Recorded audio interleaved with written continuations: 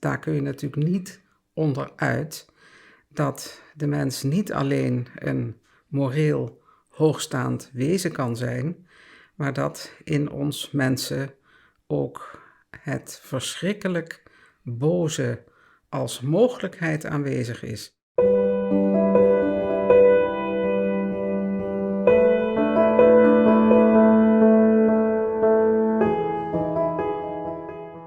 Ja, ik heb de vorige keer een pleidooi gehouden voor een positieve blik op de medemens. Ervan uitgaand dat in eigenlijk ieder mens het beste schuilt, al komt het er natuurlijk lang niet altijd uit.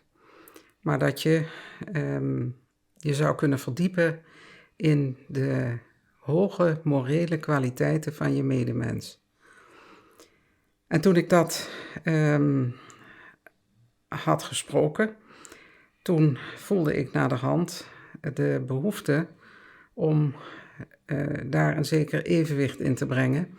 En ik zal dan vandaag meer de nadruk leggen op de andere kant in de mens, want daar kun je natuurlijk niet onderuit dat de mens niet alleen een moreel hoogstaand wezen kan zijn, maar dat in ons mensen ook het verschrikkelijk boze als mogelijkheid aanwezig is. En we leven in een tijd, en misschien is die tijd eigenlijk wel altijd op aarde zo, waarin je heel veel berichten krijgt die erop wijzen dat in de mens het boze aanwezig is. Dus je kunt er echt niet omheen wanneer je nu naar de berichten kijkt, luistert over de oorlog.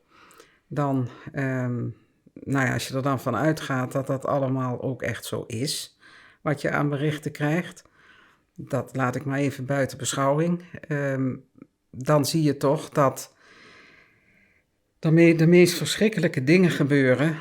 En het is natuurlijk eigenlijk altijd wel zo dat die verschrikkelijke dingen aan de aanvallende kant meer duidelijk zijn dan aan de verdedigende kant. Dat is in alle oorlogen altijd zo geweest. En dat zie je nu weer. Maar ik had dus de behoefte om vandaag dan wat meer de boosheid, het kwade in de mens in ogenschouw te nemen. En je ziet dan eigenlijk dat wanneer een mens in een bepaalde situatie gebracht wordt, waarin de oorspronkelijke neiging tot het goede niet kan opbloeien, wanneer de omstandigheden zo zijn dat dat helemaal niet gaat, dat dan de meest lage driften naar voren kunnen komen en dat die zich ook werkelijk echt kunnen uitleven. Je kunt je voorstellen dat dat door een groepsgebeuren nog eens extra ondersteund wordt. Dat wat betreft een oorlogssituatie. Maar we hebben natuurlijk in onze tijd ook te maken met heel veel berichten over gedrag van mensen in het min of meer gewone leven, waar dan toch ook grenzen worden overschreden, waar je echt van staat te kijken. En blijkbaar is dat niet voor iedereen zo duidelijk, die grens. Of is het daar ook weer zo dat je door bepaalde omstandigheden, bijvoorbeeld doordat je heel erg veel gedronken hebt, of doordat je in een groep bent waar een bepaalde stemming toeslaat, dat je tot dingen komt die je misschien naderhand ook wel betreurt. Hoewel je soms het idee krijgt dat mensen daar ook nog wel trots op zijn. Dat misschien zelfs ook als een soort trofee met zich meedragen. Ik weet niet in hoeverre dat dan echt het geval is. Maar het is wel duidelijk dat je, wanneer je naar de mens kijkt, dat daar echt niet alleen een impuls tot het goede in leeft, maar dat die neiging tot het kwaad, ik vermoed in ieder mens kan worden wakker geroepen.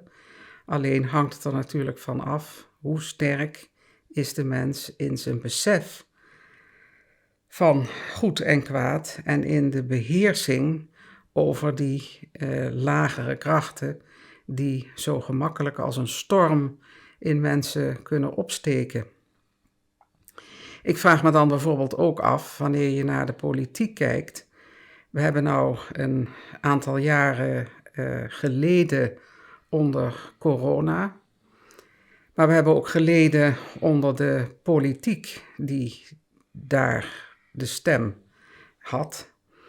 En ja, u zult wel weten dat ik daar niet altijd me positief over heb uitgelaten, over wat de politiek gedaan heeft in die hele coronaproblematiek.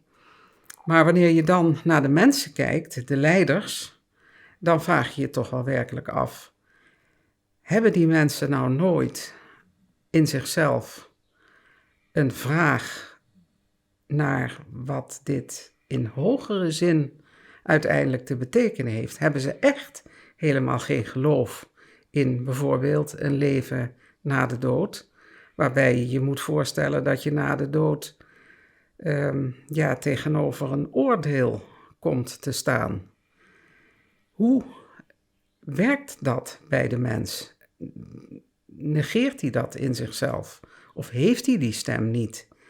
Is er zo'n grote overtuiging dat het leven ophoudt bij de dood, dat je in feite in je leven alleen maar je fatsoen bewaart, omdat je angst hebt voor je superieuren, of angst hebt voor de politie of de rechter of weet ik wat, maar niet omdat je in jezelf een vermoeden hebt dat je uiteindelijk voor een heel ander soort gerecht komt te verschijnen, waar je toch zult moeten uitboeten wat je andere mensen hebt aangedaan. Ik kan me niet voorstellen dat dat niet bij mensen opkomt. Maar het lijkt erop dat dat niet het geval is. Dat het toch mogelijk is dat je in een bepaalde gang van zaken wordt meegesleept, of misschien zelfs die gang van zaken op gang brengt, en dat je die overwegingen niet hebt.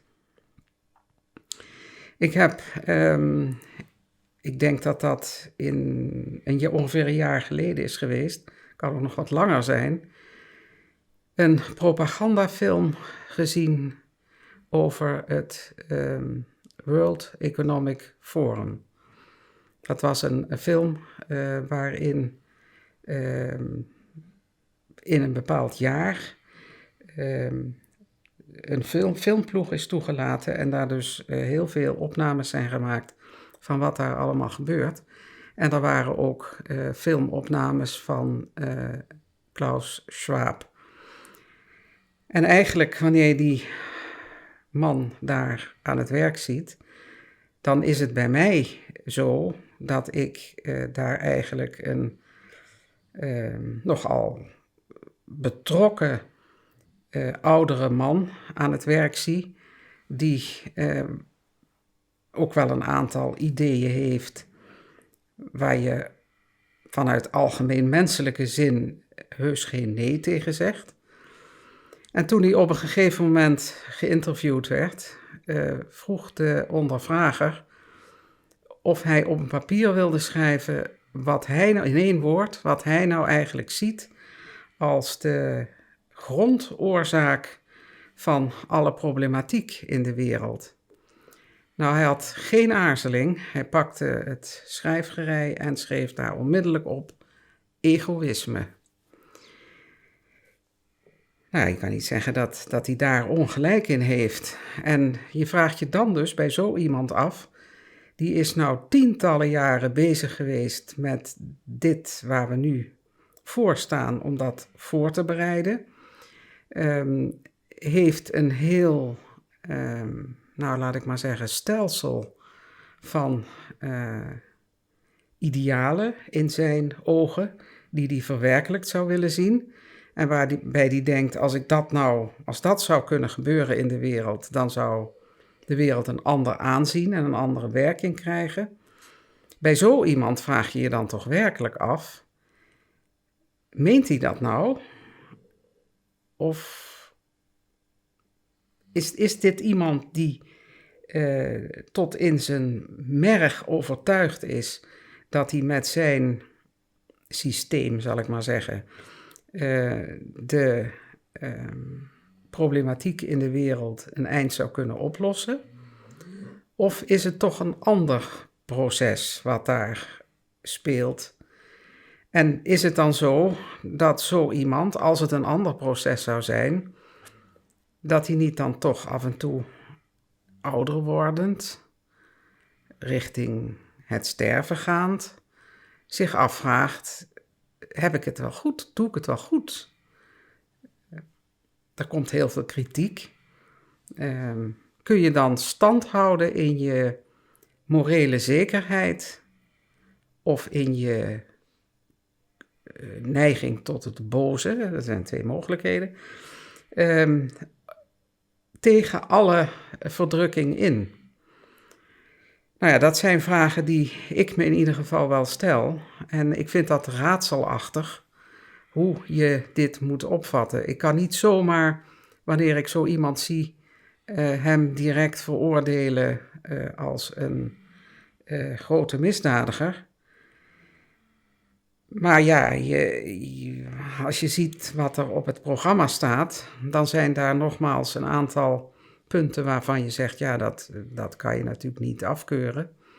Maar wanneer je bijvoorbeeld kijkt naar het concept van de 4e industriële revolutie, ja, voor mij is dat dan toch een optreden van het puur boze door een mens heen. En hij heeft ook een aantal mensen in zijn gevolg waarvan je dan denkt, ja, hoe kan het bestaan dat iemand zulke ideeën heeft?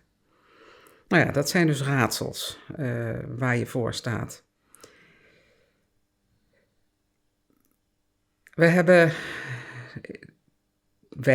Toen we jong waren, was er een film uitgekomen. Die kun je nog steeds op YouTube zien, helemaal. En dat was een film van Bert Haanstra. En hij heeft die film gemaakt en de titel meegegeven Bij de beesten af. En je ziet dan hoe in het dierenrijk uiteraard een beestachtig gedrag heerst, maar ook heel vernuftig. Hè? Dus dat het instinct van het dier zodanig is dat daar dingen worden gepresteerd die wij als mensen nog lang niet kunnen nadoen.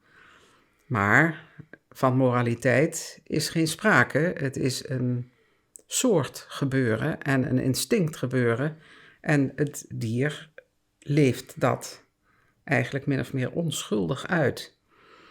En daartegenover stelt Bert Haanstra dan de mens die begaafd is met verstand. En hij laat zien hoe het vernuft bij de mens, het dierlijke in de mens, ongelooflijk kwaadaardig kan maken. Dus wat bij een dier eigenlijk niet mogelijk is, want die leeft alleen maar zijn instinct uit, dat wordt bij de mens wel mogelijk wanneer dat instinct samengaat met het verstand, met de slimheid. En met die slimheid wordt het dan mogelijk om dingen voor elkaar te brengen die onvoorstelbaar zijn. Nou, daar zie je dan een aantal voorbeelden van. En iedere keer afwisselend met de beelden uit het dierenrijk is zeer onthullend en ook waar. Je kan alleen maar dan denken, de mens is nog meer dan alleen een vernuftig dier. Die heeft nog een mogelijkheid om naar het geweten te kijken. Daar hebben we het de vorige keer over gehad. En dat maakt dat een mens wel degelijk boven dat slimme, kwaadaardige uitstijgt. Je ziet alleen wel dat je als mens een dubbele natuur hebt. En dat je eigenlijk een problematisch wezen bent.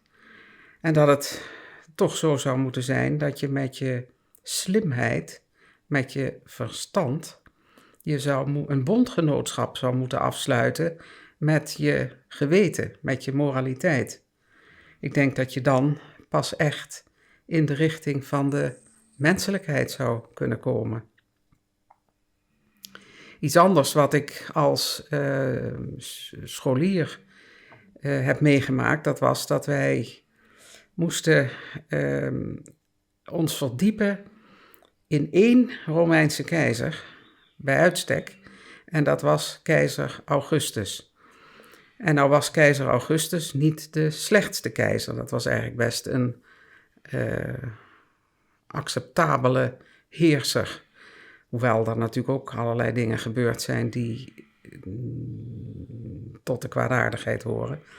Maar als je dan moest lezen hoe deze keizer Augustus uiteindelijk op de troon gekomen is, dat is werkelijk onvoorstelbaar. Wat daar aan intriges en vergiftigingen en werkelijk onvoorstelbare gemeenheden aan vooraf is gegaan, wat dan niet eens de uiteindelijke keizer zelf is die dat doet, maar bijvoorbeeld zijn moeder, die graag wilde dat hij op de troon kwam. Dat zijn van die voorbeelden waarin je kunt beleven wat er ook in de mens schuilt. En ik denk dat er maar 1 mogelijkheid is en dat wordt met een gemeenplaats wordt dat uitgedrukt. Verbeter de wereld en begin bij jezelf. Dat is echt waar. Want wij kunnen de wereld niet verbeteren. Als je dat ziet, het is gewoon belachelijk. De kritiek die mensen overal uiten op oorlogvoerende mogendheden en zich verdedigende mogendheden, op processen die daar gebeuren, terwijl je comfortabel in je leunstoel zit. Hoe wil je daar een oordeel over hebben? Je weet niet eens of het waar is wat je voorgeschoteld krijgt. Je kunt wel zeggen dat mag niet en het moet anders en we zullen ze enzovoort. Maar je kunt niks. Maar wat je wel kunt is bij jezelf te raden gaan en eens een keer kijken, hoe ben ik eigenlijk zelf? Je hoopt natuurlijk als je jong bent bij God dat je nooit in zo'n oorlogssituatie terechtkomt en dat je nooit in de positie zal hoeven te komen dat je werkelijk moet kiezen tussen bepaalde dingen, bepaalde standpunten die je dan misschien openlijk zou moeten innemen of gedrag wat je zou moeten afwijzen terwijl je moet enzovoort. Maar wij hier in Europa hebben nog de comfortabele positie dat we in onze leunstoel daarover na kunnen denken. En ik geloof wel dat dat nodig is, dat we aan de ene kant ons verdiepen in de moraliteit van de medemens en aan de andere kant in de slechtheid van het eigen wezen. Van jezelf, echt. En dan zul je misschien zeggen, nou ja, overdreven.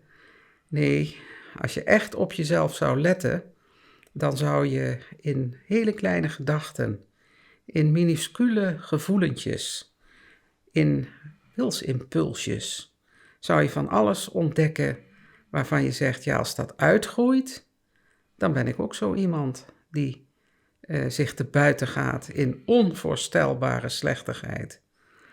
Nou ja, dat wilde ik tegenover de oproep om je te verdiepen in de morele mens vandaag stellen. En ik wil dat afsluiten met een zin uit het Lucas-evangelie. Daar komt een overste naar Christus toe en die zegt: Goede meester. En dan stelt hij zijn vraag. En voordat Christus die vraag beantwoordt, zegt hij: Wat noemt gij mij goed?